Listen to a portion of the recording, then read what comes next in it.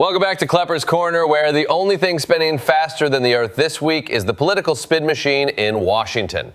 It's July 22nd, 2025, a day so packed with drama, drone strikes, and data centers that even ChatGPT had to take a break to process it all. We've got popes calling out war crimes, presidents suing newspapers, and climate change giving the moon a run for its money and controlling Earth's rotation. So grab your overpriced electricity bill and a cold drink. You're going to need both. Let's dive in. Segment 1. Pope, rockets, and the UN gets punched. Things in the Middle East are going about as well as you'd expect when the region's most stable feature is a missile trajectory. In Gaza, Israel has gone full Wreck-It Ralph on UN humanitarian compounds, apparently mistaking the WHO and UNOPS for Hamas Airbnb hosts. The IDF hit a WHO residence 3 times before storming in to interrogate aid workers. And not to be outdone, they also leveled a guest house filled with UN employees, 13 of them, because why not make unlucky number 13 feel really seen? Pope Leo XIV chimed in, condemning indiscriminate force and mass displacement, which in Vatican speak is basically yelling. You know, it's bad when the Pope stops praying and starts pointing fingers. Meanwhile, the Houthis in Yemen are like your cousin who shows up to every fight uninvited. The U.S. slapped sanctions on a Houthi oil smuggling network, and Israel intercepted a missile fired from Yemen. And if you're wondering how many wars can happen simultaneously in one region, the answer is yes. Segment 2, Ukraine, where peace talks go to die. Russia is back on its favorite hobby, bombing Ukraine. Over just 2 days, drone strikes have killed children, blown up gas stations, and obliterated apartment buildings. Moscow seems to be speed-running a war crime achievement list on Xbox. President Zelensky, bless his diplomatic heart, offered to meet with Putin, again, for peace talks, again. Putin responded with the geopolitical equivalent of leaving him unread, saying a lot of work still needs to be done before a high-level meeting. Yeah, like the work of conquering more territory. In the meantime, Russia claimed it shot down 35 Ukrainian drones. Honestly, at this point, both sides are just swapping drones like it's a Cold War-themed Pokemon Go. But instead of Pikachu, it's civilian and a Mage Chew.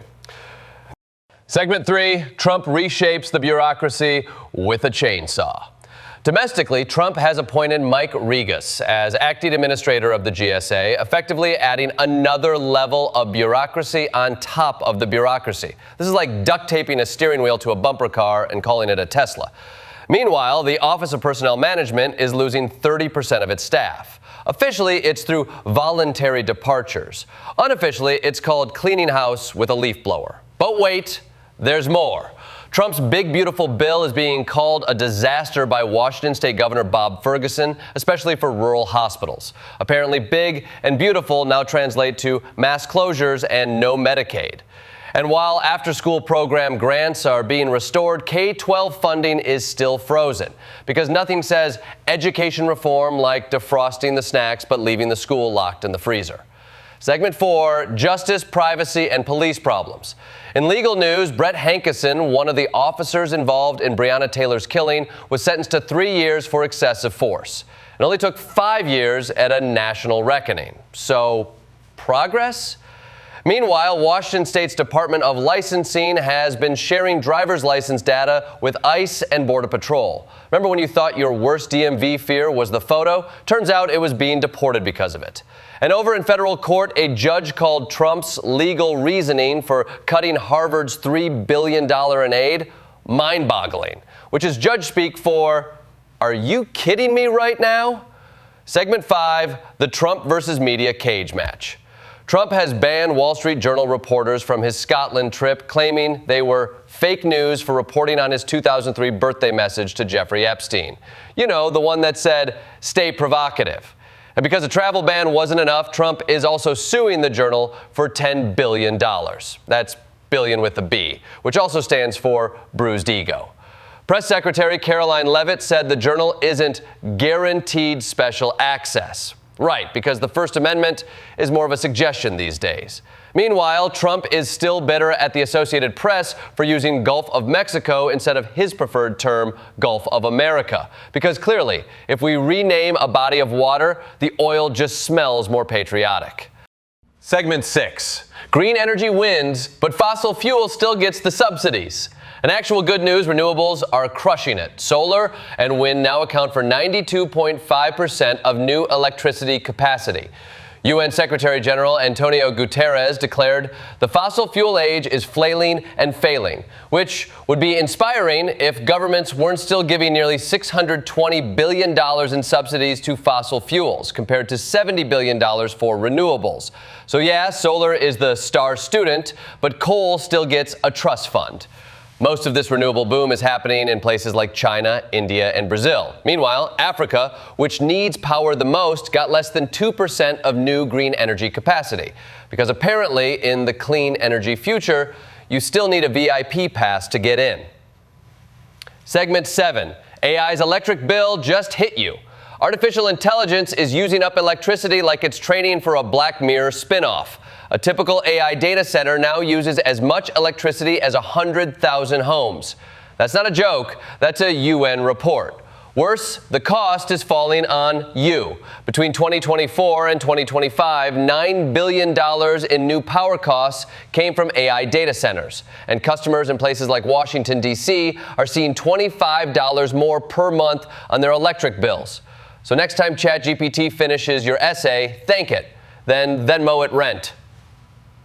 Segment 8. Earth is spinning faster, just like your head.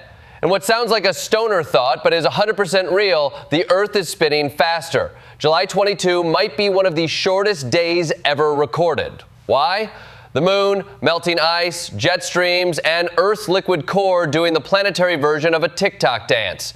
But this isn't just trivia night fodder. Faster rotation can screw up GPS, satellite tech, and even financial systems. And get this, if climate change keeps messing with the poles, it could eventually affect Earth's spin more than the moon does.